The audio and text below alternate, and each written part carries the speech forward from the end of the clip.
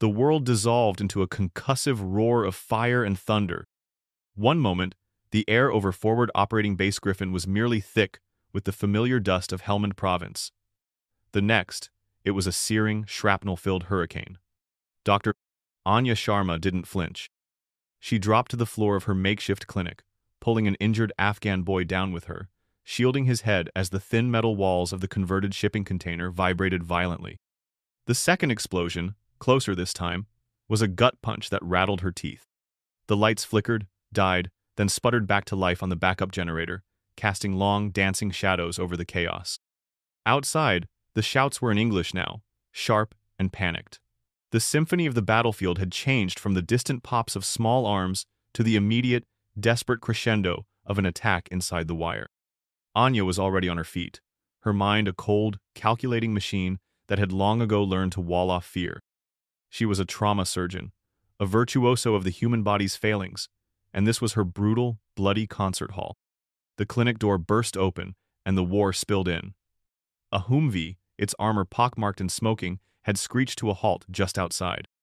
Two soldiers, faces smeared with grime and terror, dragged a third man inside, laying him on the floor with a desperate gentleness that belied the horror of his injury. Anya's eyes took it all in with practiced efficiency. The man was Sergeant Mike Reynolds, a face she recognized from the mess hall. His left leg was a mangled ruin of flesh and fabric, and from a gaping wound high on his inner thigh, his life was pumping out in obscene, rhythmic spurts. Femoral artery. A young combat medic, his name tag reading Carter, was already there, his hands slick with Reynolds' blood as he fought to apply pressure. "I can't stop it," he yelled, his voice cracking with the high-pitched panic of youth. "Tourniquet's on, but he's bleeding out around it." Anya was already moving, her hands snapping into a pair of nitrile gloves. "He's going into hypovolemic shock. Where's the surgical bay?" Carter looked up, his eyes wide with despair. "It took a direct hit, ma'am. The whole thing's gone. Major Peterson is pinned down on the north perimeter. Medevac is a no-go until this attack lets up. We've got nothing." Nothing. The word hung in the air, as heavy and final as a tombstone. Reynolds' eyes were fluttering, his skin taking on the waxy, translucent pallor of imminent death. Anya's mind raced, a high-speed checklist of impossibilities. No clamps, no silk sutures, no operating theater, no time, 90 seconds, maybe less. Her gaze swept the room, cataloging the debris and shattered supply kits. Useless. Then, her eyes fell to Carter's feet, to the sturdy waxed laces woven through the eyelets of his combat boots. An idea insane, reckless, heretical flashed in her mind. It was a monstrous violation of every sterile protocol she had ever sworn to uphold, a gamble that could end her career, or, worse, lead to a slow, agonizing death for the man at her feet. But the alternative was no gamble at all. It was a certainty. "Hold him down," she commanded, her voice cutting through the noise with an authority that left no room for argument. "Don't let him move. Carter, I need your bootlace. Now!" The young medic stared at her as if she'd sprouted a second head. "Ma'am? Your bootlace! Give it to me!" She didn't wait, kneeling and yanking at the knot herself. Carter, shocked into action, quickly unlaced his boot and handed her the grimy cord. Anya snatched it, grabbed a salvage needle and the last remaining bottle of iodine, and doused them both in the stinging, brown liquid. It was a pathetic nod to sterility, a prayer in the face of a septic nightmare, but it was all she had. "Talk to him, Carter," she ordered, her focus narrowing to the catastrophic wound. "Keep him with us." The world shrank to the space between her hands. The distant crackle of gunfire, the shouts, the smell of cordite, it all faded into a dull, peripheral hum. There was only the ravaged artery, the needle, and the improvised suture. Her fingers, instruments of healing trained in the pristine environments of Johns Hopkins, moved with a fluid, desperate precision. She looped the bootlace, a crude, thick thread, around the severed vessel. The knot had to be perfecta surgeon's knot, tight enough to occlude, gentle enough not to shred the fragile tissue further. She pulled it taut. The torrent of blood slowed, hesitated, then stopped. It was replaced by a slow, manageable ooze. She worked quickly, adding a second ligature for safety. Reynolds' body, which had been shuddering with the last vestiges of life, seemed to settle. His breathing, though shallow, was evening out. Anya slumped back on her heels, the adrenaline deserting her in a sudden, sickening rush. Her hands were covered in blood, her heart hammering against her ribs. She had done it. She had pulled a man back from the brink of death with nothing but a shoelace and a prayer. Specialist Carter stared, his mouth agape. He looked from Reynolds' now stable form to the blood-soaked shoelace in Anya's hand, then back to her face. He was looking at her not as a civilian doctor, but as something else entirely, something mythic. An hour later, the attack had subsided, leaving behind a tense, ringing silence. The air tasted of burnt metal and dust. Anya was cleaning her hands in a basin of murky water when the clinic door opened again. This time it wasn't wounded soldiers, but authority. Colonel Marcus Thorne, the base commander, strode in, his face a granite mask of controlled fury. Trailing him was Major Dr. People.com, Kent Peterson, the base's ranking surgeon, his scrubs immaculate, his expression a mixture of arrogance and undisguised irritation. He had clearly been inconvenienced.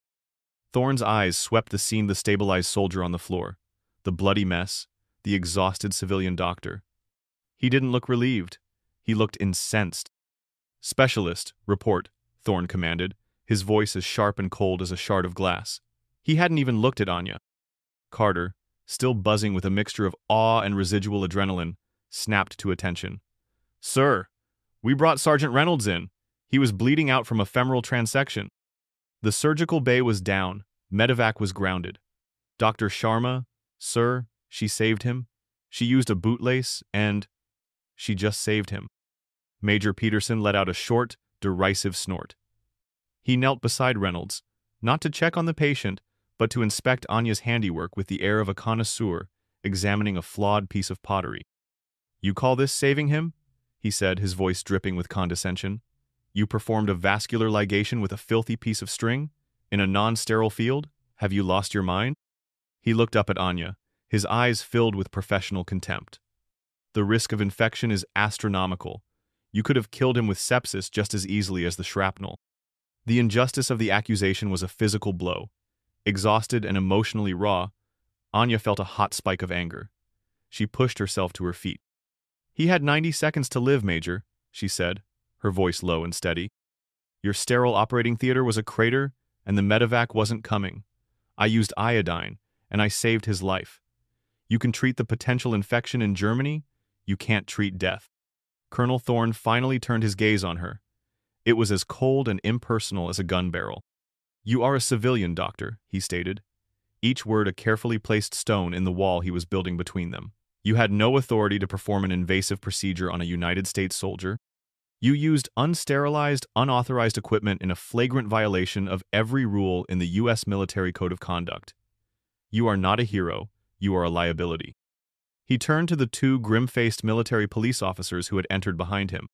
"Place Dr. Sharma under confinement. She is a person of interest in a formal investigation. She is not to speak with anyone.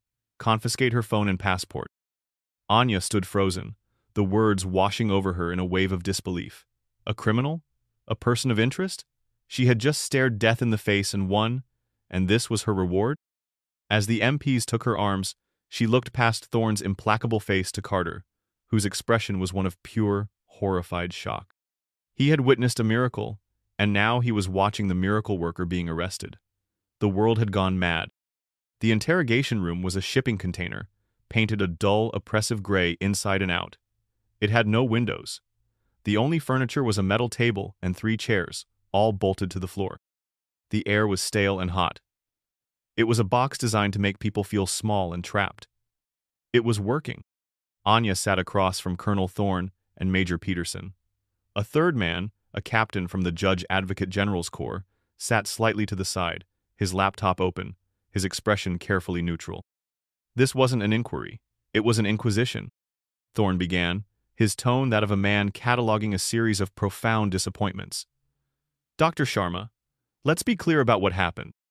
You, a civilian contractor with limited observer status, took it upon yourself to perform a non-sanctioned, high-risk surgical procedure on a U.S. soldier.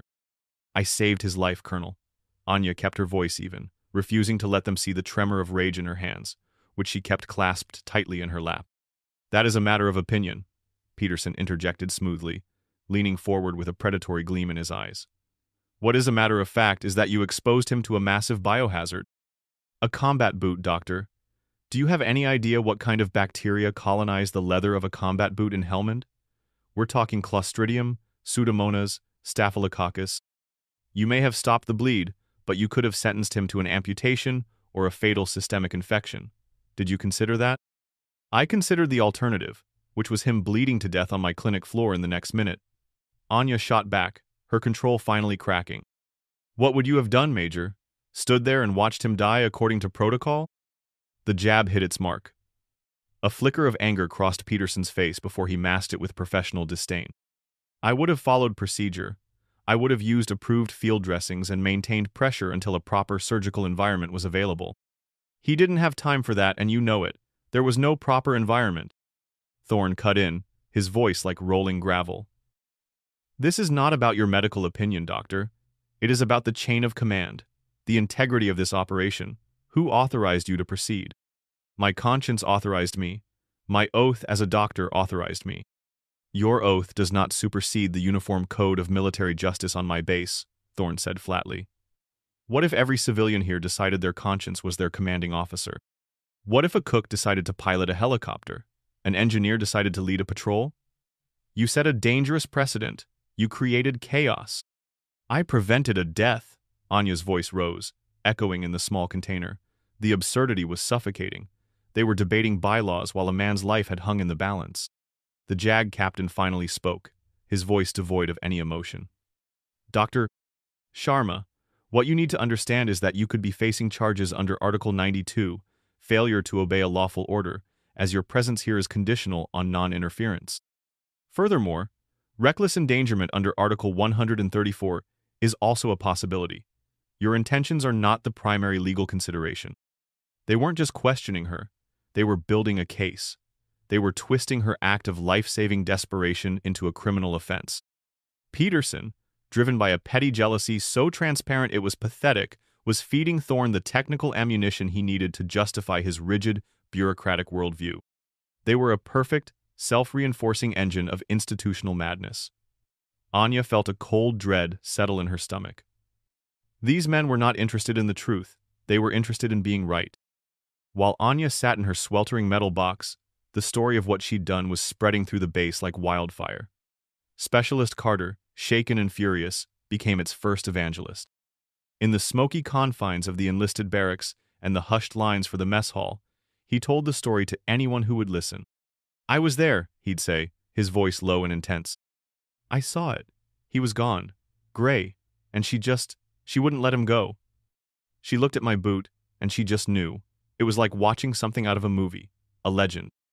The enlisted men, grunts who lived and died by grit and improvisation, understood.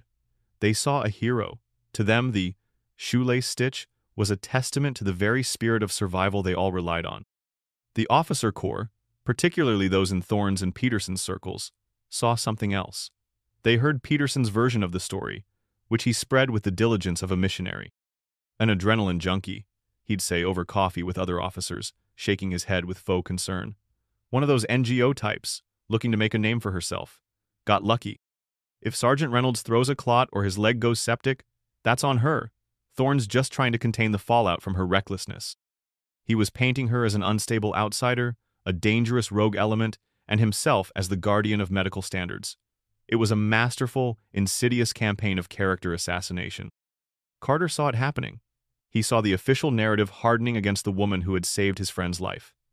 He felt helpless, a tiny cog in a massive machine that was grinding Anya down. So he did the only thing he could think of. Late one night, he found a quiet corner, pulled out a contraband satellite phone he kept for emergencies, and called his sister in Ohio. The connection was crackly, the delay unnerving. Jess? It's me. Listen, something happened here. He poured out the story, his words tumbling over each other in his desperation. They're trying to bury her, Jess. They've got her locked up. They're saying she broke the rules. She saved a guy's life. You have to tell someone. Post it online. Call the news. I don't care. Just don't let them get away with this. In a quiet suburb of Columbus, Jessica Carter, a 24-year-old paralegal, sat at her kitchen table, phone pressed to her ear, tears streaming down her face. She opened her laptop and started typing, her fingers flying across the keyboard. Her Facebook post was raw, emotional, and riddled with typos, but it carried the undeniable ring of truth. "My little brother Leo is a medic in Afghanistan, and he just called me," she wrote. "He watched an amazing civilian doctor save a soldier's life with a shoelace because their hospital was bombed. And now the army is arresting her for it. This is insane. Her name is Dr. Anya Sharma. Please share this. We have to help her. Free the shoelace surgeon." The post flickered into the digital ether, a tiny spark cast into an ocean of information. But it was a spark that was about to ignite a firestorm. Thousands of miles away, in a small, tidy house near Fort Hood, Texas, Sarah Reynolds was living through her own private hell. The official call from the Army had been a masterpiece of sterile reassurance.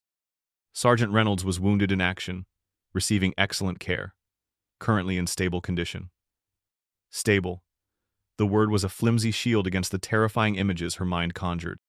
She was scrolling numbly through her social media feeds when a friend sent her a link to Jessica Carter's post. She clicked on it, her heart pounding. The timeline, the location, the nature of the injury, it all aligned. This was about Mike. Her Mike.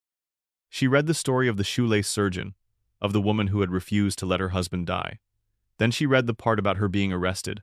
A wave of cold fury washed over Sarah, eclipsing her fear. They were punishing the woman who had saved him? In that moment, a quiet, unassuming army wife transformed into a relentless warrior. She wasn't a public figure. She had no powerful connections. But she had a laptop, a Wi-Fi connection, and a story that was profoundly, infuriatingly unjust. She created a new Twitter account, @WifeOfASoldier7. She started a Facebook group called "The Nation Salutes Dr. Anya Sharma." Her first post was a photo of her and Mike on their wedding day, beaming, so full of life and hope. Below it, she posted a more recent picture of him with their 5-year-old daughter, Lily, perched on his shoulders. Her caption was simple and devastatingly effective. "This is Sergeant Mike Reynolds, my husband and Lily's daddy. He is alive today because a hero named Dr. Anya Sharma refused to let him die. The U.S. Army, under the command of Colonel Marcus Thorne and Major Kent Peterson at FOB Griffin, is currently holding her as a criminal. My family calls her an angel. They call her a liability.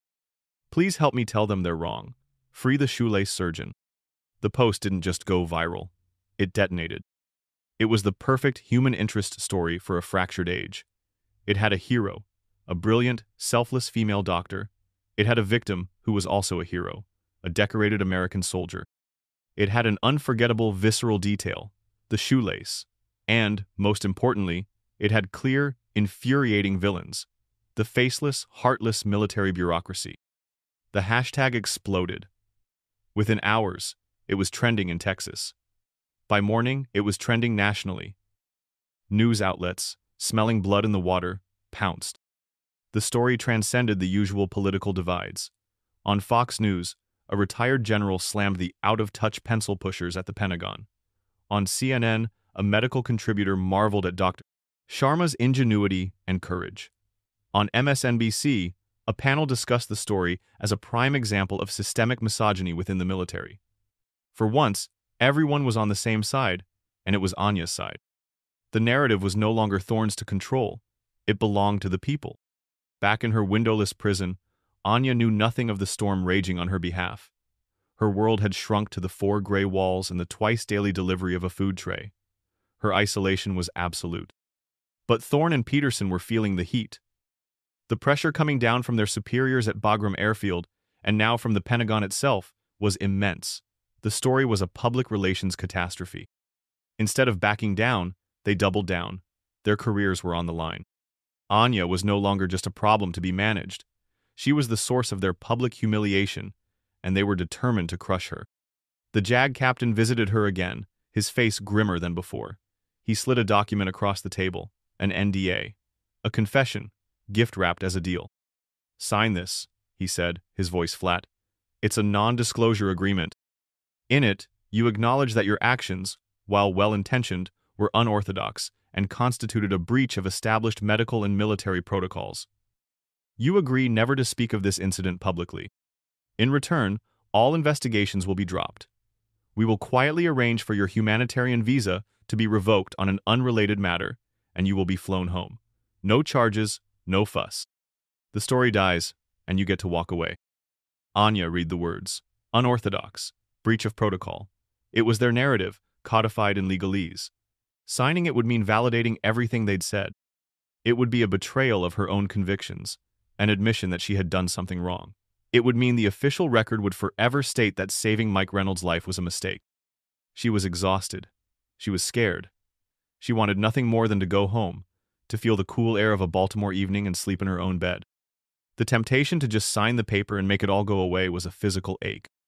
But then she thought of her brother, who had died in a dusty street in Iraq because a medevac was 10 minutes too late.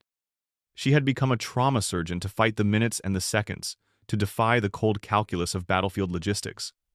Signing this would be a betrayal of him, too. She pushed the document back across the table. No. The captain looked surprised. Doctor, I advise you to reconsider. This is your only way out.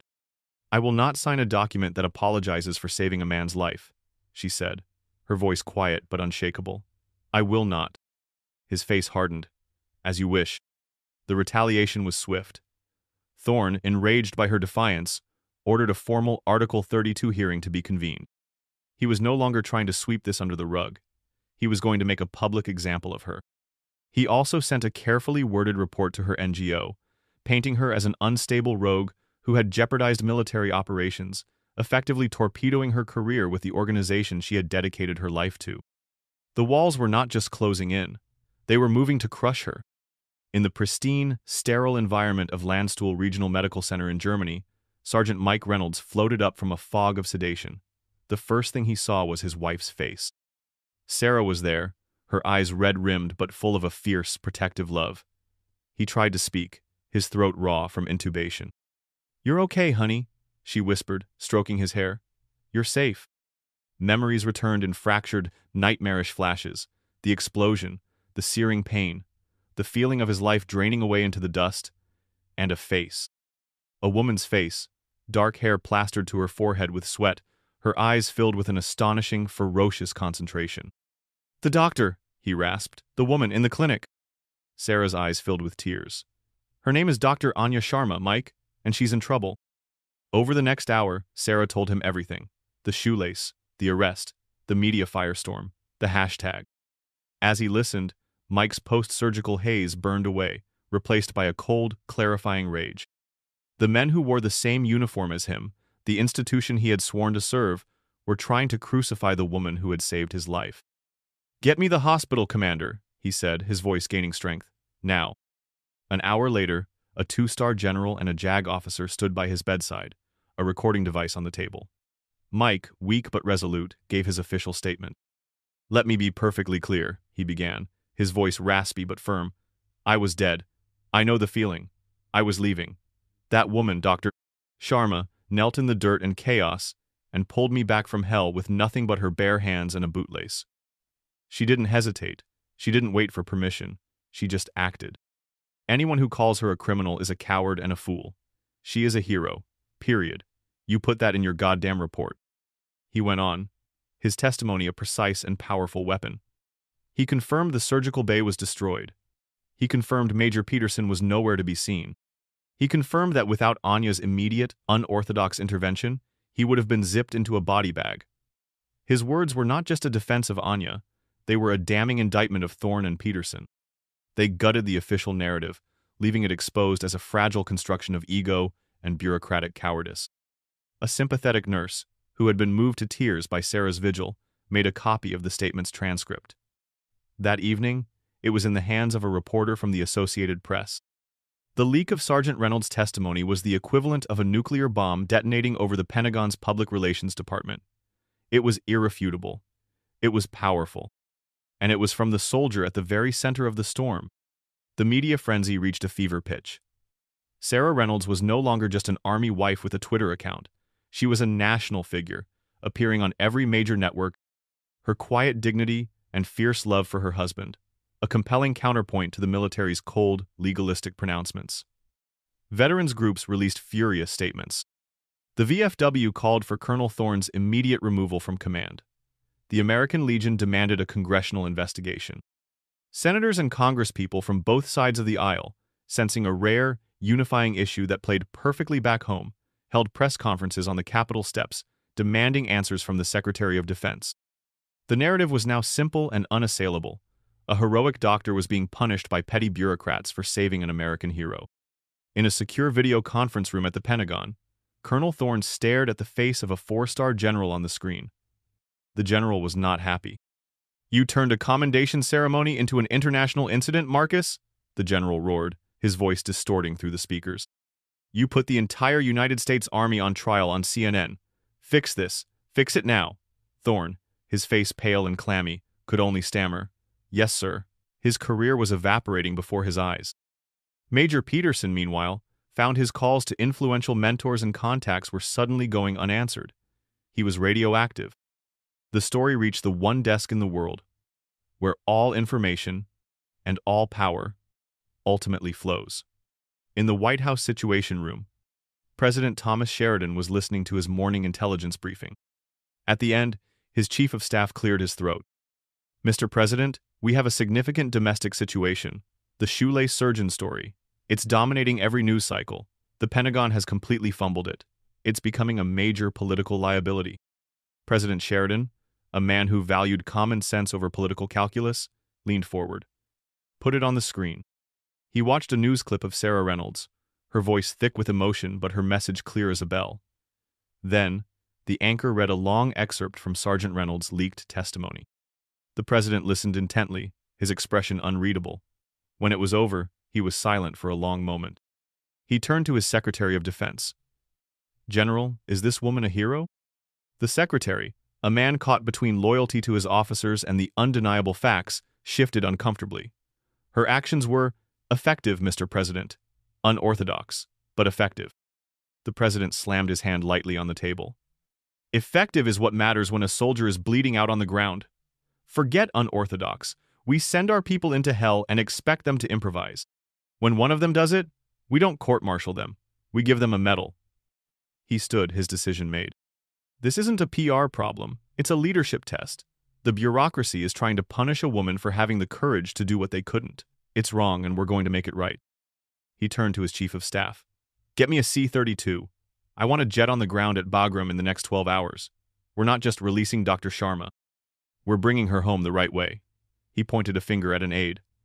"And get Colonel Marcus Thorne and Major Kent Peterson's full service records on my desk. I want to know exactly who these men are."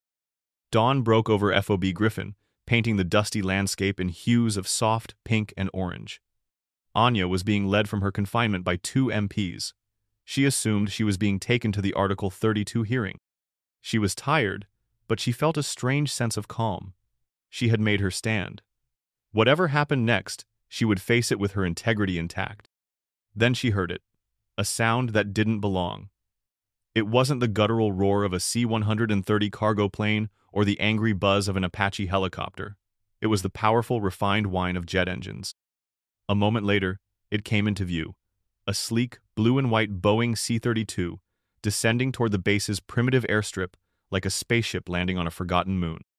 The presidential seal was emblazoned on its fuselage. Across the base, activity stopped. Soldiers paused what they were doing, shielding their eyes, staring in disbelief.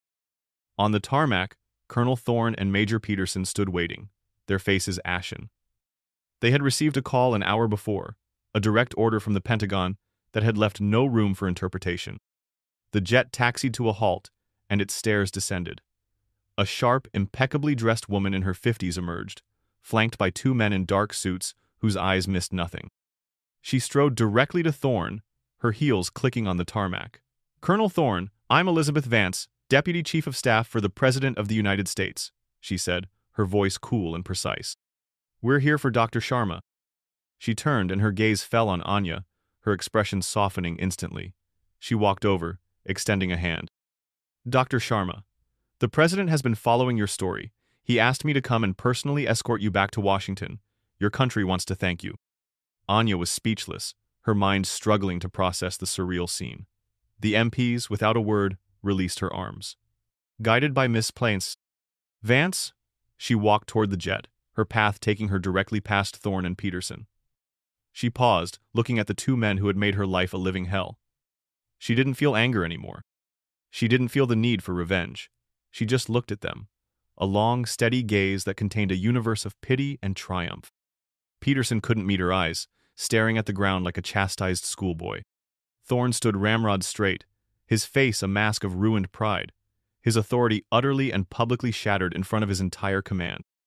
As Anya reached the base of the stairs, a sound broke the silence. Applause. It started with one-man specialist Carter, who stood with a group of enlisted soldiers at a respectful distance. Then another joined in, and another, until a wave of applause rolled across the tarmac. Thorne was powerless to stop it. Anya paused at the top of the stairs and looked back. She saw the faces of the soldiers, of the men and women who understood. She gave a small, almost imperceptible nod. Then, she turned and disappeared into the cool, quiet interior of the presidential jet. The door sealed, and the plane began to taxi, its powerful engines kicking up a cloud of dust that enveloped Thorne and Peterson, leaving them choking on the ashes of their own arrogance. The Oval Office was smaller than it looked on television, but it radiated a palpable sense of history and power. Dr. Anya Sharma, now dressed in a simple but elegant pantsuit provided by the State Department, stood by the fireplace, trying to steady her breathing. The door opened, and President Thomas Sheridan walked in, a warm, genuine smile on his face. "Dr. Sharma," he said, extending his hand. "On behalf of a very grateful nation, thank you. You reminded us all that true leadership isn't about following the rules. It's about knowing when to break them for the right reason." He led her to the center of the room, where members of the press had been assembled. He spoke of her courage, her ingenuity, and her unwavering commitment to her oath. Then, he opened a velvet box and presented her with the Presidential Citizen's Medal, one of the nation's highest civilian honors. As the cameras flashed, the president wasn't finished. "Dr. Sharma's actions have highlighted a critical gap in our battlefield medical response," he announced. "We cannot let protocol stand in the way of saving lives. That's why today, I am signing an executive order creating a new joint task force, a partnership between the Department of Defense and the nation's top civilian medical experts to innovate and streamline battlefield trauma care." He turned to Anya, his eyes twinkling. "And I can think of no one better to serve as its first civilian director. If you'll accept." Anya stared at him, overwhelmed. From a prisoner in a shipping container to a presidential appointee in less than 3 days, it was a dizzying, impossible reversal of fortune. With tears in her eyes, she accepted. Her single act of defiance was no longer just a story. It was a catalyst for systemic change. There was a quiet epilogue for her antagonists. A brief, satisfying scene played out in a sterile Pentagon office. Colonel Thorne, his face grim, was informed that he was being reassigned to a logistics analysis desk job in Quantico, a notorious dead end for an ambitious officer. His path to a general star was gone forever. Major Peterson faced a formal board of inquiry, where Sergeant Reynolds' scathing testimony was the primary evidence. He was found guilty of professional misconduct and conduct unbecoming an officer for his attempts to slander Dr. Sharma.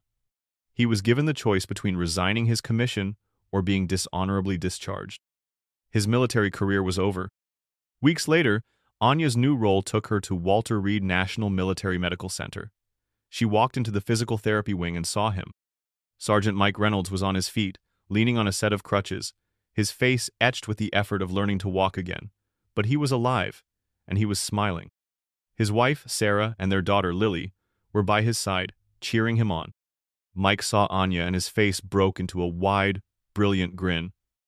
"Ma'am?" he said, his voice thick with emotion as he struggled to stand a little straighter. Sarah rushed to Anya, wrapping her in a fierce hug. "Thank you," she whispered, tears streaming down her face. "You gave me my husband back. You gave my daughter her father back." Lily, a shy girl with her father's eyes, held out a piece of paper.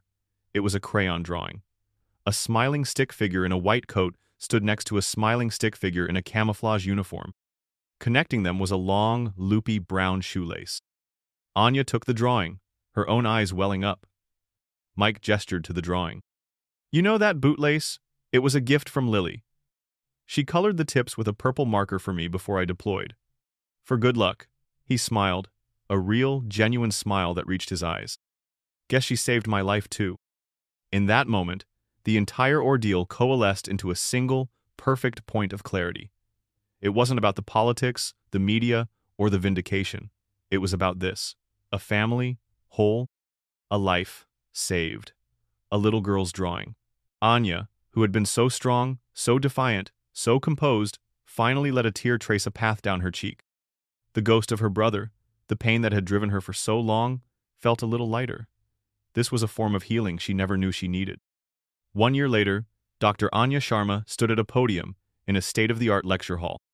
She was addressing the first graduating class of a new kind of military medic, a class that included both uniformed soldiers and civilian surgeons. Behind her, a slide on a large screen read, "The Reynolds Protocol, Adaptive Field Medicine and Improvisational Care."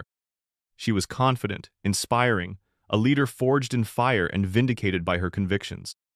Her single act of courage had indeed changed everything. The task force she led had already implemented new protocols, empowering medics in the field with the training, tools, and most importantly, the authority to do whatever it takes.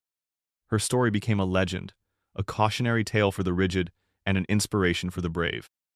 On the wall of her new office, in a simple black frame, hung a child's crayon drawing. It was a daily reminder of a dusty clinic, a dying soldier, and the simple, profound truth she had rediscovered in the heart of the war. Rules are for guidance, but saving a life is the only order that truly matters.